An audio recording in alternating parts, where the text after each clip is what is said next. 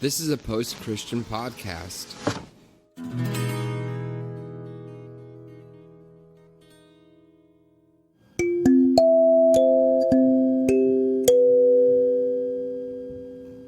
Welcome to the Revolution Church podcast.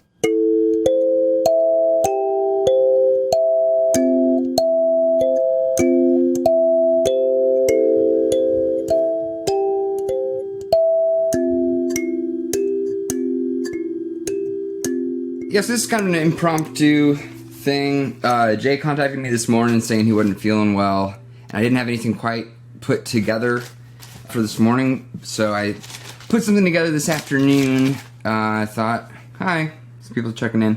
Thought I would share some thoughts I'd try to put together. Hello, Cheryl. Hey, everybody. See a bunch of people joining. Hello. Hey, Bob. So, yeah, I was explaining, a bunch more people are jumping on now. Like I was just explaining, Jay's not feeling well this morning, so I put together a little evening talk. I figured if anybody wanted to join in, maybe we could get some discussion going amongst ourselves.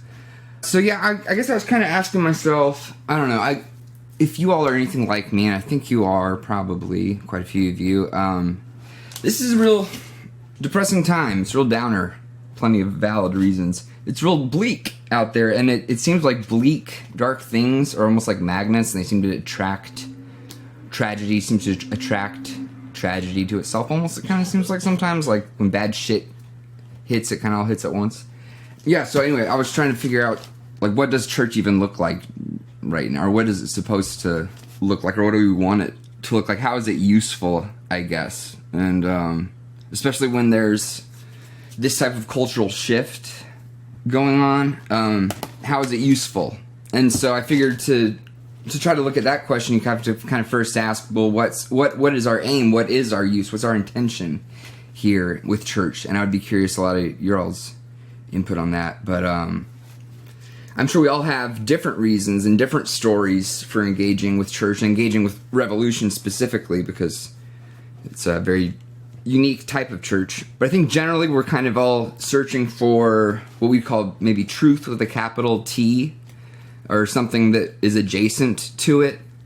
And I think that how humans go about approaching that search, or how we in the West anyways go about approaching that, is pretty standard. I mean, as far as like wanting to learn from history so that history doesn't repeat itself. Sorry, I'm touching my face so much. I'm sweating in here. I don't have any AC in my room.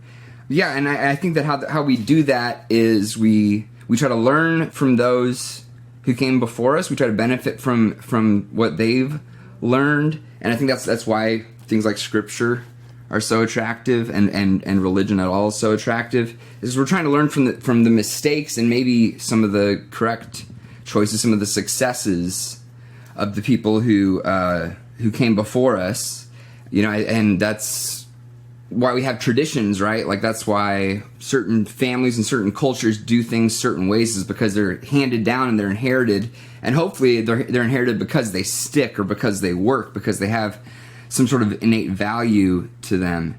And then, so yeah, that's the first function that a church kind of helps to serve, is to say, okay, what can we learn from the past? And then to also say, what does God, or what does the absolute, what does the eternal look like to us right now, given what it looked like to those who we inherited this tradition from?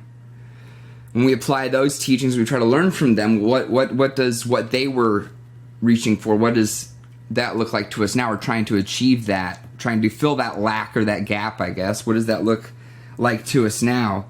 Hopefully in the process of learning from those before us, we can kind of see what their aim is, what their intent is, and try to capitalize on those things. And I think that's where we get, as a shorthand, I'll just say like capital letter ideas, like truth with a capital T, or like justice, you know, capital J, justice, capital L, love, capital D, divine. That's where we get these ideas. That's why we capitalize words like that, is because we want the idea to be an eternal thing that we can apply universally. And I did actually have some scripture pulled up here. Oops, sorry, blocking myself. Good old 2 Corinthians 4. I want to read specifically verse 18. So we fix our eyes not on what is seen, but on what is unseen. Since what is seen is temporary, but what's unseen is eternal. So it's a short little verse. Let's fix our eyes not on what is seen, but what is unseen. So that idea of fixing your eyes on something, or clinging to it, or, putting effort into refining it, fixing your eyes on eternal things, or on, capital E, eternal, I guess, as a shorthand. And trying to capitalize, like I said, on what those ideas are trying to get at, or what's at the core of those things, what makes those ideas deserving of the capital J justice or capital L love. And you can probably see where I'm going with this. I have a lot of scattered thoughts, but and then I guess finally the idea of religion is to say, well, what do we pass on now, given what we were taught and the traditions that we were given, and then how we have changed them, how we have shifted them, how we've refined them. How does this look like now that we want to pass this on, to teach to future generations? How are we going to pass this on? Yeah, that's really kind of what the question is. And so I'm wondering, how do we apply that approach of church right now? And of course I'm referring to all of the civil unrest, specifically being here in Minneapolis, with George Floyd's murder being so physically close to our home here. What does capital J justice look like? And especially with just mentioning George Floyd's name, I think I have to say that, the idea of justice for George Floyd right now, right here, in this application, represents much more than just lowercase justice for George Floyd. It represents this capital J idea of justice, and how are we going to redefine justice now moving forward? Given everything that's been learned in civil rights and in all the mistakes that we've made throughout history in this country alone, how are we now going to apply the ideas that we cling to, the Constitution and the words of the Founding Fathers, as being almost like these scriptural things? And so it's now how are we going to apply capital J justice that was trying to be grasped and trying to be pursued after in the past, and obviously fell short? How are we going to lift that back up, and how are we going to pursue capital J justice now? And how are we going to pursue any eternal ideas now? What are we going to fix our eyes on now? Yeah, and so I think those of us who are familiar with deconstruction, specifically probably with faith, who are here, I know a lot of us are attracted to this church because it allows for a lot of space for deconstruction. I mean, hell, the pastor and the staff and anyone involved in it have been through or are going through some sort of deconstruction. When we kind of apply that approach in a similar way to ideas outside of faith, to writing, say, a new constitution or a new scripture, lowercase s, moving forward, how are we going to adjust those teachings, and what's that going to look like? That's critical thinking, and it's being critical of, for example, the things that you were taught maybe as a kid. You're being critical of the inherited teachings, being critical of your worldview, being critical of the worldviews of your contemporaries, of the people around you, and then being critical of the worldview that you're going to pass on moving forward, being critical of what's being taught, of what we're writing as our new constitution, as our new scripture, again, lowercase, as our new law. What's our precedent going to be moving forward? And I think that's why these idea of these eternal things or divine things is so important, and that's why we, I think, are drawn to communities like this where we can deconstruct those things and rethink those things and reapply those things and question, does this even resemble justice with a capital J? Does this even resemble truth? Does this even resemble that which is eternal or God or divine? Is the definition that we inherited a working definition? Does it serve a function, or can we tweak the tool, I guess, to run with that analogy? Can we tweak the tool that we were given and then reapply it and apply it to our current circumstances? Because guess what? The tool was built in very different circumstances from the ones that we're using it in now. And so that's why we readjust things and we recalculate things. We say, okay, this shovel was good for digging through the dirt, but now we dug through all the dirt and we hit this bedrock, we hit this rock. This shovel is no good on the rock anymore. And then you have to maybe say, okay, we'll set the shovel aside for if we run into any more loose debris, and then we'll whip out this jackhammer that we've got or that we've built or that we're constructing. And maybe encouraging future generations to ask the question, is what I'm teaching you, does it work? Is the definition of justice that I'm giving you, is that a working definition? Or do we need to keep tweaking it? Or how can it be tweaked for the new circumstances? And I guess that's what hermeneutics is all about, and that's why it's so attractive to people who are interested in scripture or in any religious practice is well, okay, why was this being taught? How did it apply to the specific circumstances in which it was being taught, given to the people to whom it was being given?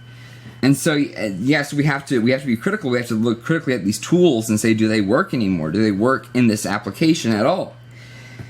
That's why we learn from history. That's why we teach history. That's why, again, talking about teaching the next generation, that's why it's this big practice of trying to learn from the mistakes that either the older generations have made or the mistakes that others have made in other cultures. And that's why having a diverse culture accelerates this process of self-criticism or of critique. It accelerates the process of critique so much because you have so many more cultural vantage points, so many different reference points to work from.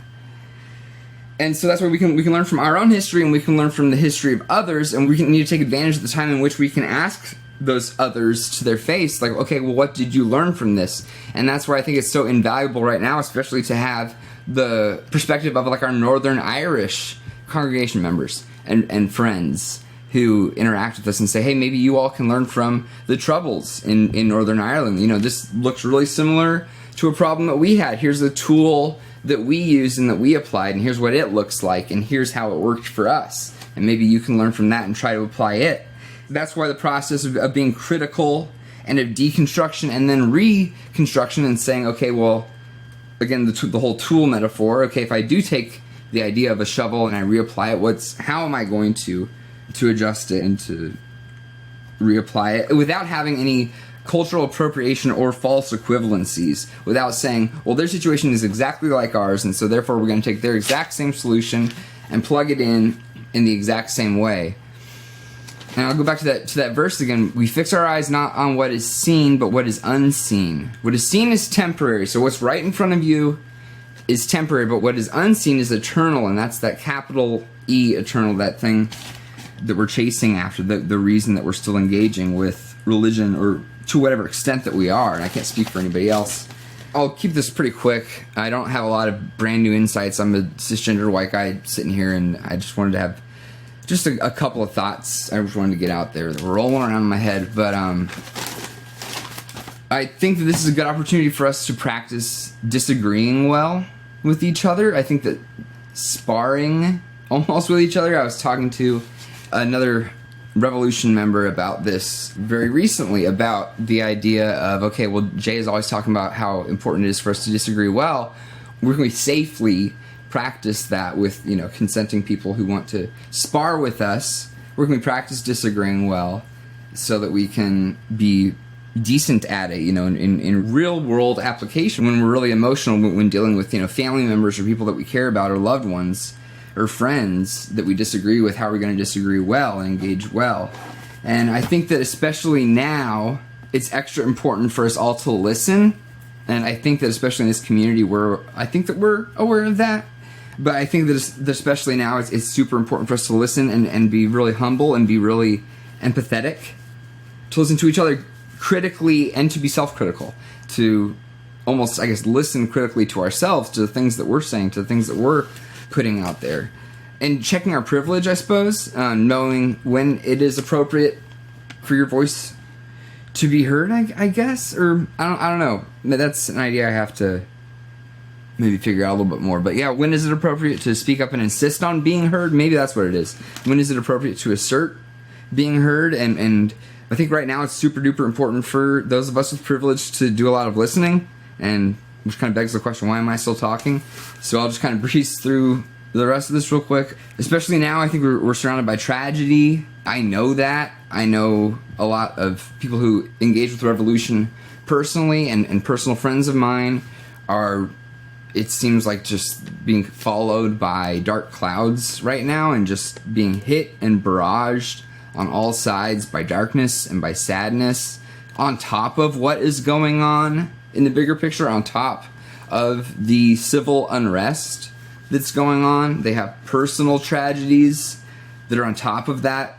And so, yeah, if anyone, I guess, within this community takes personal inventory and says, I have a little extra space to engage with people or to listen to people or to try to learn something or try to spar with someone, if you take personal inventory and say, yeah, I do have space for that right now, then maybe this is a good time to take that space and take advantage of it, and to say, yeah, I do have extra space right now, or yeah, I have been in a place of privilege, and it's time for me to, to sit back and listen to the people who have all these tragedies that are just kind of piling up.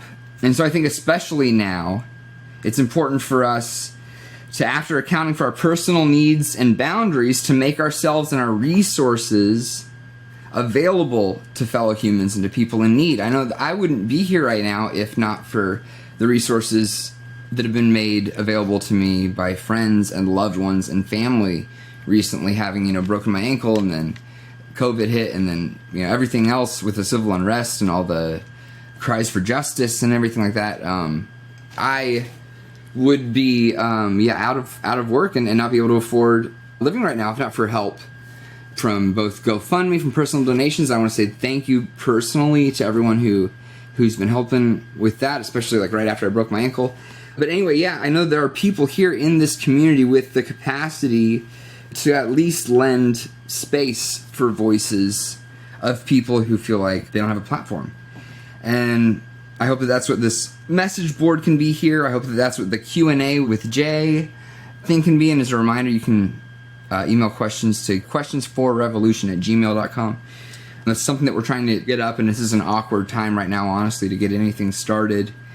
It's just so hard to keep the chin up, I think, sometimes right now. And like I said earlier, especially with all the personal stuff going on with people, where COVID and the civil unrest and everything is kind of amplifying that. If you have personal stuff going on, if you have family stuff going on, especially in these circumstances, it's like, it's just too much. And I don't understand, honestly, how people who I'm really close with I admire their tenacity. And so, yeah, what can that look like if you take inventory of your personal resources and you say, given my needs and given my boundaries, which are two very important things. My needs, what are my needs? And my boundaries, what are my boundaries? Given those things, how can I, help the other, I guess, right now? It could be by, simple as buying someone a meal, donating either finances to trustworthy people or groups, or maybe donating your time to trustworthy groups or people like, churches, nonprofits, food shelves. Yeah, volunteering. I want to say this. I have a lot of friends here in the Twin Cities who are with former fundamentalist groups or ex-evangelical groups, or, particularly, I guess, post-Christian or atheist groups. They're doing a lot of humanitarian work right now and doing a lot of good for the communities that have been affected here in the cities by all the tragedies going on and by George Floyd's murder. I have friends who I can brag on, who I can say, yeah, they're atheists and they used to be Christians, or used to be more sure, I guess, about their stance on spiritual matters, but now they're really embodying this idea of embodying love with a capital L, or embodying, Christ with a capital C, embodying the body and being love to the people who are in need right now, as it were, clothing Christ and feeding Christ and visiting Christ right now. And what does that look like? That'd be a good question. What does that look like right now? Other ways that maybe you might have inventory, you might have the space right now to help people who are in need, is maybe providing transportation. I know that helped me a lot, like when I broke my ankle, obviously, needing rides places, and I don't know, like I said, I don't know where I would be if it weren't for all the help that I got. And maybe I'm just fortunate in that I engage with the communities around me and the online communities and stuff like that so much. Maybe I'm fortunate to be plugged in where I am, but I'm telling you all that if you have needs, please do make them known, and there are people who want to help I think Jay posted this on the Revolution Instagram earlier today. Look for the helpers. There are people who want to help right now, and I know people have been helping me in the community. Like this past week, I've been really anxious and down, and there are members of this community who know who they are, who have been there for me, who I've been able to call, who've provided me emotional support. And so if you have needs, even if you don't think there's a chance anyone could meet them in this community, express them, and you never know who knows who, you know. There are good-hearted people out there, and there are good communities hopefully around you. And I think it's a silly thing to say, but Facebook can be a good place to start. And so I'm encouraging this, like with our Facebook group, is, you know, maybe reaching out and you don't know who knows who, or who knows somebody in your area or in your community who is connected with a group who might be able to help you or something like that. If you have emotional difficulties right now, remember that like suicide hotline is always out there, and there's a community of people here who want to practice these eternal ideas, to go back to my original point, who want to practice like love with a capital L, or selflessness with a capital S, or want to try to see if there's such thing as altruism, you know, or want to try to philosophically keep pursuing these greater ideas, these eternal ideas, these divine ideas, these capitalized ideas. And yeah, again, I think that a lot of that looks like critical thinking and critical conversations with the people who came before you, the people from whom you inherited these traditions and these definitions of these ideas, and who told you that these ideas were so important to start with. And having those conversations, those critical conversations, and then having critical conversations with the people around you who can help critique what is happening right here and now, who are of similar or even different cultural background, of similar or different worldviews, your contemporaries, I suppose, to use a fancy word.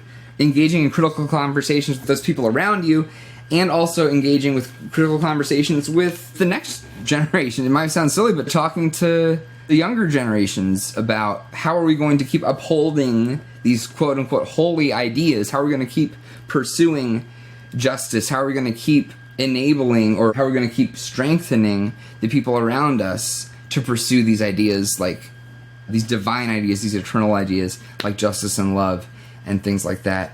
I'm seeing some comments. I'm just going to scroll real quick here through. Thanks to you all for sticking around. I know this is real impromptu, and it's like an evening service, huh? What time is it anyways? I wanted to start right at 7. I think I started late. Yeah, it's like an evening service. So, Cheryl said, good word, Caleb. It's, in moving forward with rooted traditions, we're taking and adjusting them to who we are today and changes we need. Love this. Yeah, that's the idea for sure. Oh, good. Cheryl makes another good point. It never stops being adjusted. I take the Bible and everything in context. So what we do today, the next generation will adjust it even more as life moves forward in the context where we are changes every day. Does that make sense? Totally. That makes a lot of sense. I absolutely, completely agree. And then Roberta says, for decades, these injustices and civil unrests don't change. Just when I think things are good or going good, this hate, civil unrest, and other tragedies rear their ugly head.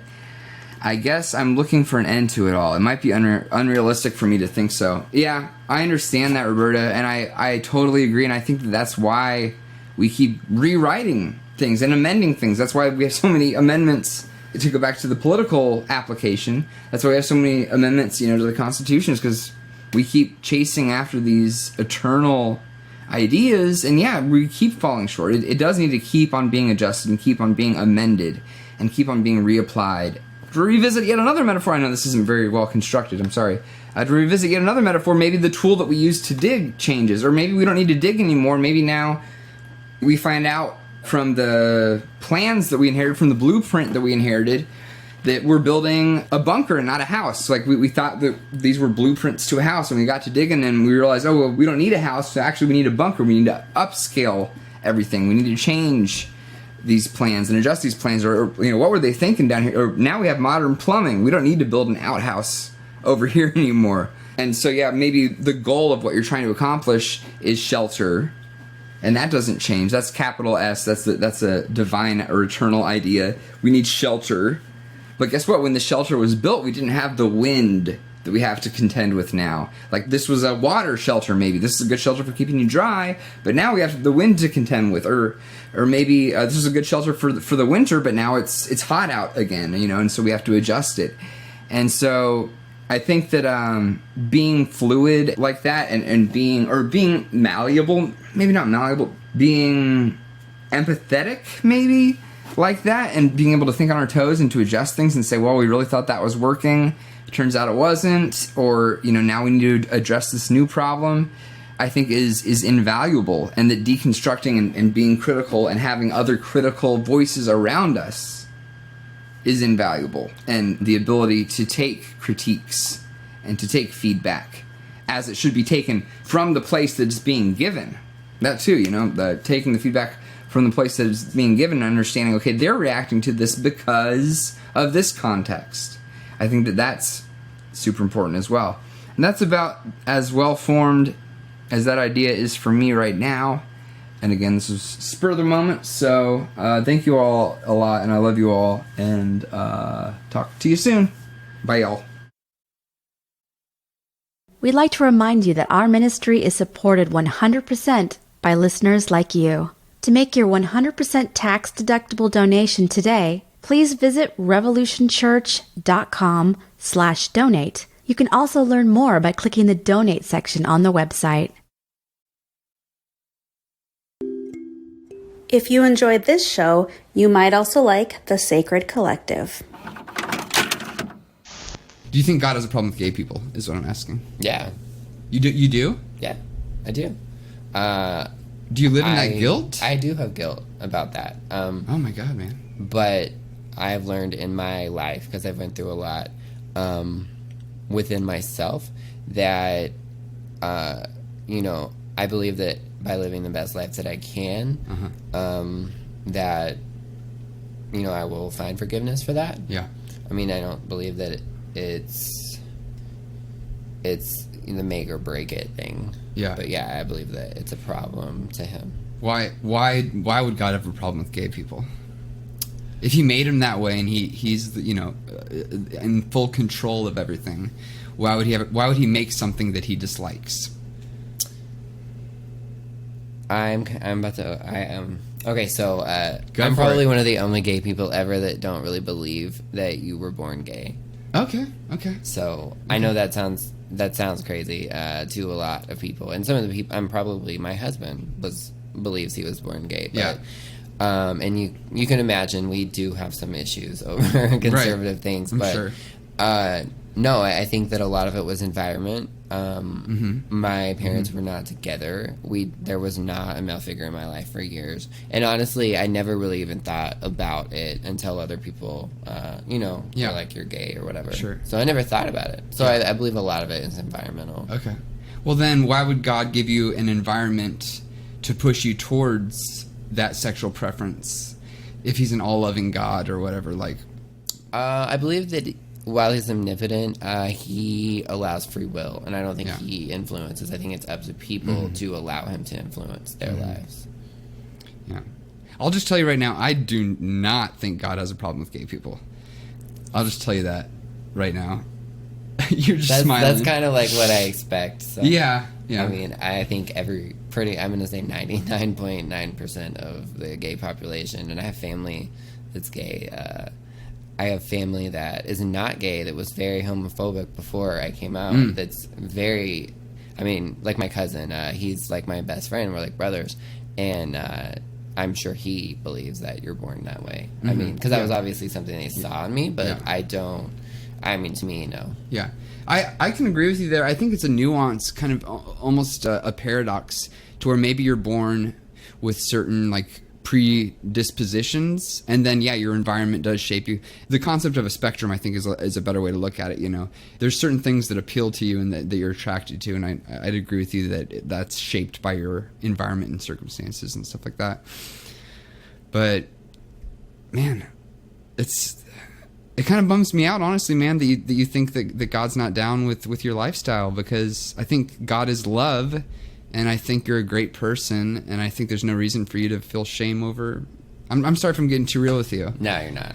I just, as a person, I love you, man, and I think God does too, and I don't see any fucking problem with what you do behind closed doors or in public. I mean, To continue the conversation, find us on social media at SacredMN. That was a post-Christian podcast.